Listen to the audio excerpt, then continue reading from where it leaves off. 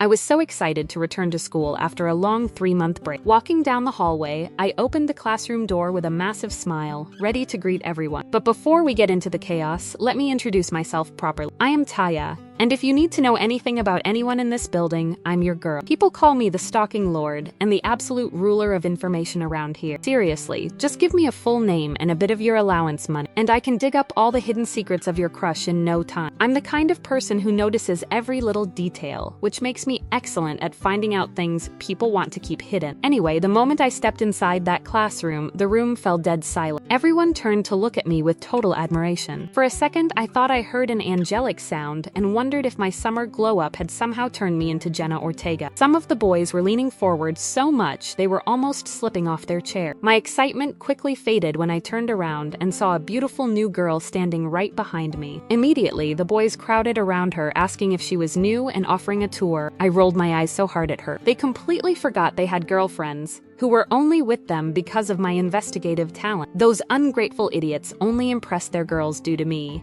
And now they were drooling over this new girl, Mira. I sneered at their shamelessness, just as their actual girlfriends started dragging them away by their ears. Unlike them, once I like someone, my eyes never wander. I am fiercely loyal when it comes to my own heart. The one and only Adonis of my life is Colin. He is the sweetest guy. I loved watching him through my binoculars on the basketball court, where he seemed to have a shining halo around him. Most importantly, he was flawlessly handsome. The problem was I had not told him my feelings yet. He was never short of admirers, and nothing seemed to impress him. I once watched him open his locker as a mountain of love letters spilled out, but he just grabbed a book and walked away without caring. I was still trying to figure out the best way to get on his radar using my skill. My everyday joy was quietly observing him from afar. One day after practice, Colin walked to his car and suddenly stopped. I peeked over and saw his car covered in ugly paint scribbles. Finn, the school troublemaker, was standing nearby with his minions, laughing and holding spray cans. Those rebels thrived off tormenting poor Colin. I approached as Colin calmly asked Finn if he was a vandal now. Finn just smirked, mocking him about being the new team captain, threw the empty spray can at him and left. Colin just held in his anger. I wondered why he did not fight back, but then I decided to handle it myself since I knew exactly what Finn's weakness was. A few days later, I secretly placed a small, beautifully wrapped box in Finn's locker that looked like a love confession.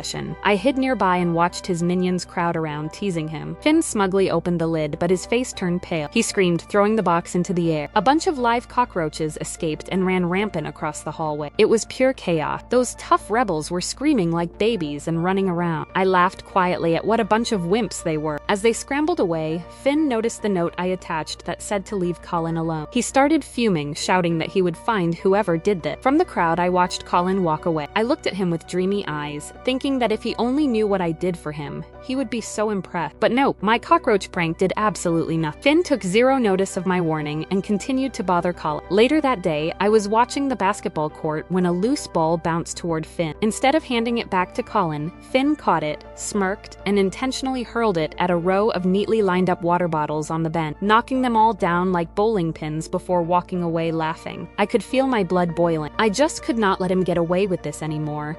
That miserable gremlin needed to learn some serious lessons. I knew from my data gathering that Finn always stayed late after school to sneak up to the rooftop terrace and practice skateboarding. Since the school elevator was old and easily manipulated, I quickly cooked up a scheme to get him stuck inside it. I snuck to the elevator panel, a mysterious smile on my face, and pressed a specific combination of buttons to override the control. My plan was to trap him there for at least an hour. I also placed a small letter inside the elevator, plenty of time for that claustrophobic peacebreaker to read my second warning note and think about an apology. Just then I heard his footstep. There he was. The elevator doors slid open and Finn stepped right inside. It was my cue to leave. I ducked my head down, gently stepping out to escape when suddenly Finn lunged forward, grabbed my wrist in a tight grip, and yanked me right back into the metal box. He looked down at me and mockingly asked how long I was going to keep playing the beauty who saves the hero. I was completely shocked, my heart dropping straight into my stomach. How on earth could he know it was me? It turned out that my usual carefulness had failed me. One of Finn's minions had walked right past my open locker earlier that week,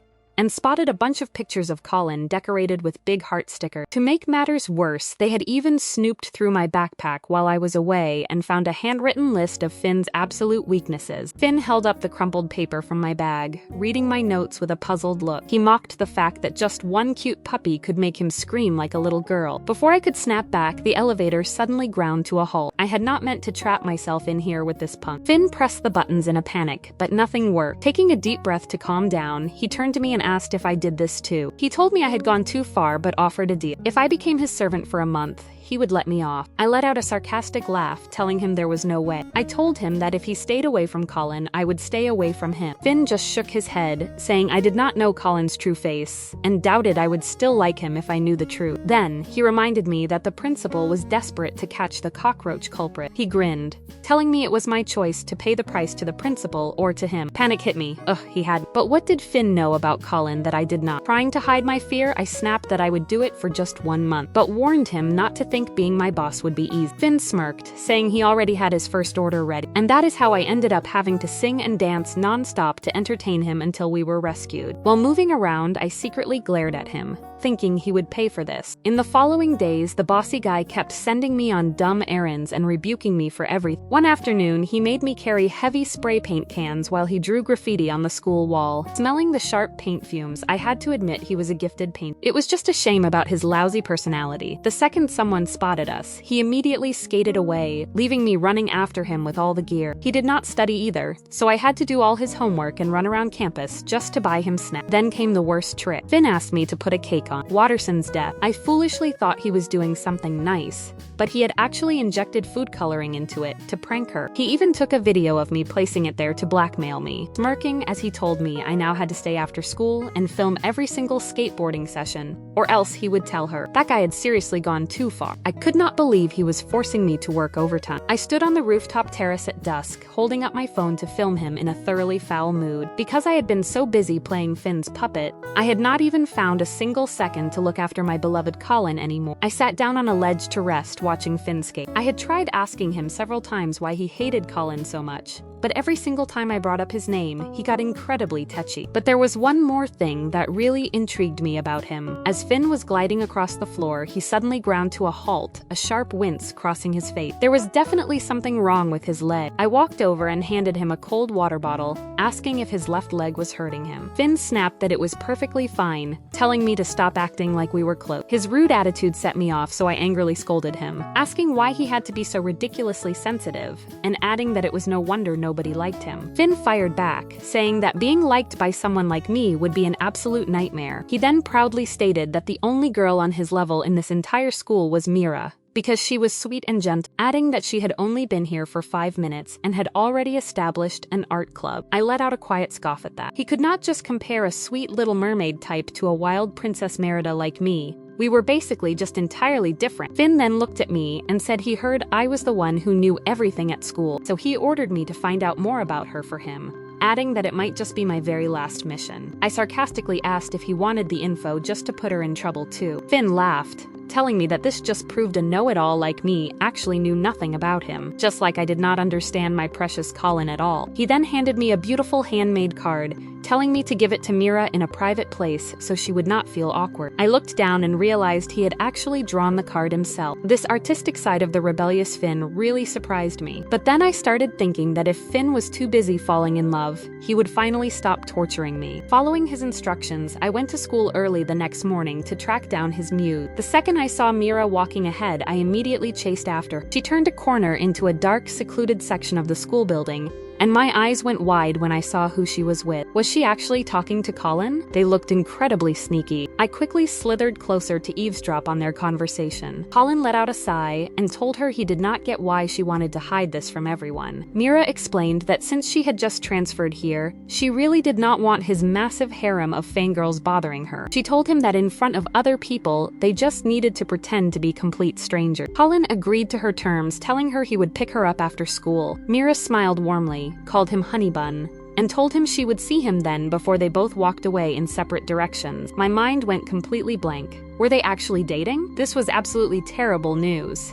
Right at that exact moment, Finn suddenly appeared right next to me, demanding to know why I had not passed her the card yet and asking what had happened. I turned to him and told him exactly what I had just seen. I explained that Colin had offered to pick her up after school, and that Mira had even called him Honey Bun. It felt like my very first love had brutally ended before it had even begun, and I wanted to cry an entire river. Finn looked a little surprised by the news, but then a sharp smirk crept onto his face. He muttered that the two did not even have the guts to make their relationship public, adding that Colin did not deserve a girl like Mira anyway. But then he looked at me and told me not to worry because he had a plan. According to his sneaky scheme, we basically just needed to separate them. Once they were apart, I would take Colin for myself, and Finn would take Mira. Later that day after school, I helped Finn completely flatten Colin's tires in the parking lot. I hated causing trouble for my beloved Colin, but it was the only way to give Finn an opening to offer Mira a ride on his motorcycle since she was rushing to ballet class. The next day in chemistry class, Finn helped me rig the partner drawing so I could sit next to my handsome Adonis. My heart was racing with excitement until I noticed Colin secretly writing a note to Mira and leaving it on her lab table. I immediately dragged Finn along to help me steal it. We hid under a chemistry table to read the letter,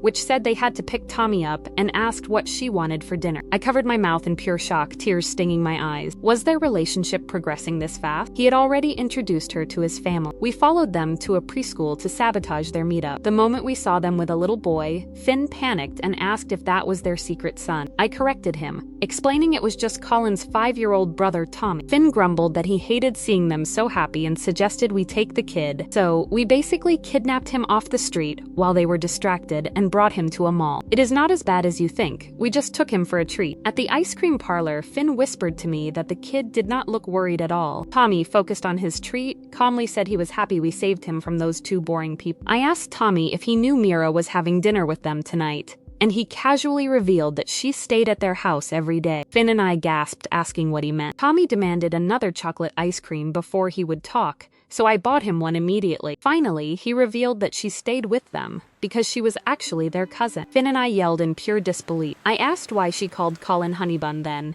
and Tommy explained that their mom called Colin by that embarrassing nickname all the time. Just then, Mira rushed into the shop in a total panic. Finn got straight to the point, asking why they hid being cousins. Tommy chimed in, saying she was afraid people would find out her parents went bankrupt. Mira forced a smile, telling us not to listen to him, but Tommy insisted he heard her telling Colin everything. Realizing she was caught, Mira begged us not to tell anyone. I quickly joked that we would agree only if she went on a date with Finn. The guy looked completely shocked by my quick wit, so I just winked at him. To our surprise, Mira smiled shyly and said she did not mind because she always thought Finn was kind of cute. Finn and I were deeply shocked. I secretly celebrated, realizing my life as his servant was finally ending. Only then did Colin rush in, frantically asking Tommy why he was there. Tommy happily lied, saying he just got lost, so we found him and bought him ice cream to calm him down, adding that we did not kidnap him at all. Finn and I could only let out incredibly awkward laughs, silently thanking the smart little kid. So that was how Mira and Finn got their first date. Since the mission was complete, the deal between Finn and me was officially over. But as I sat on the terrace at dusk watching the sky change color, I wondered why I felt so empty instead of relieved. Suddenly, a skateboard rolled over and hit my leg, startling me. I looked up at Finn and asked why he wasn't on his date. Finn just smiled, replying that he knew his servant would still be waiting for her boss right here. He sat down and told me about the date, which turned out to be a disaster. Mira did not like Finn's wild antics, and her constant neediness completely wound him up. At the amusement park, Finn had pushed her on a swing, given her a massive push, and just walked away, leaving her frozen in fear. He told me this was definitely their last date. I laughed out loud, but Finn quickly stopped me, asking how things were going with Colin and if I still lacked the guts to confess. Even though I had successfully protected my Adonis, something kept holding me back from confessing. Sensing my hesitation, Finn immediately took me to get a complete makeover. He was a very enthusiastic consultant and knew exactly what Colin liked, transforming me into a girly style that was the total opposite of my usual look. When he saw me in the new dress, his eyes softened and he said I looked cute. I wondered where the rude Finn had gone. I asked what he thought about me and Colin becoming a couple. Finn looked confused, asking what I meant. I reminded him that he used to say Colin was terrible,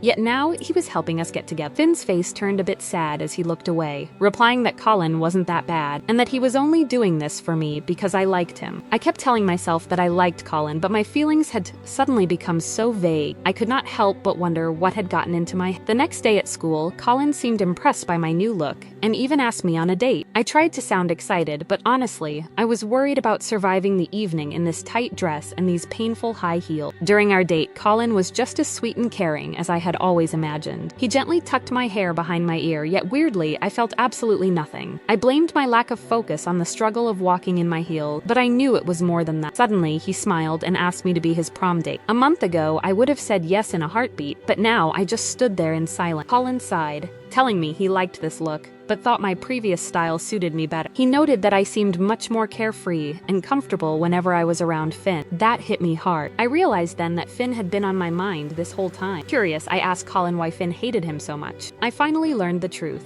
They used to be basketball teammates, but during a practice, they collided, and Finn suffered a knee injury that ended his professional dream. Colin became the star while Finn turned rebellious, and out of guilt, Colin had accepted all of Finn's torment. I told Colin that Finn had even given me a makeover just to help us become a couple. Colin smiled, saying that explained why I was exactly his type. Finn knew him too well. Then he looked at me and said I clearly liked Finn and should go tell him. His words were a wake-up call. I had been denying it, but I felt most comfortable around Finn and truly missed our time together. I worried that he only liked soft, girly girls like Mira, but Colin just told me I would have to find out for myself. I threw off those awful high heels, changed back into my favorite regular shoes, and gathered every ounce of courage I had to head down to the skate. Finn was busy working on a new graffiti piece, the sharp scent of spray paint lingering in the air. The moment he spotted me from afar, he put down his paint can and walked over. He smirked, asking how my date went, and noting that I certainly looked the part, though he hadn't expected me back so early. I looked him straight in the eye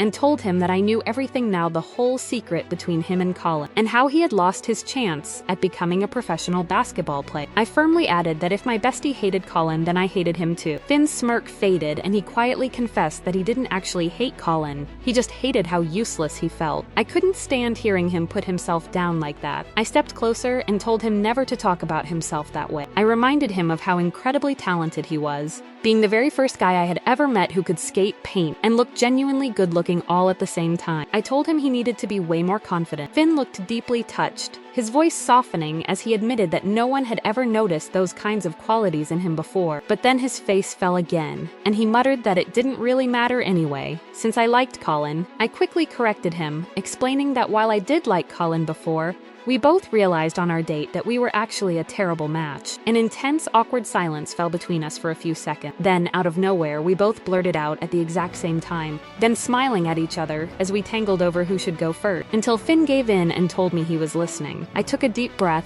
looked right at him, and confessed that I thought I really liked him. Finn stared at me for a second, a huge grin slowly breaking across his face. He chuckled, admitting that was exactly what he was about to say to me. He then took my hand, stepped closer, and softly whispered that he should be the one to serve as my servant this time.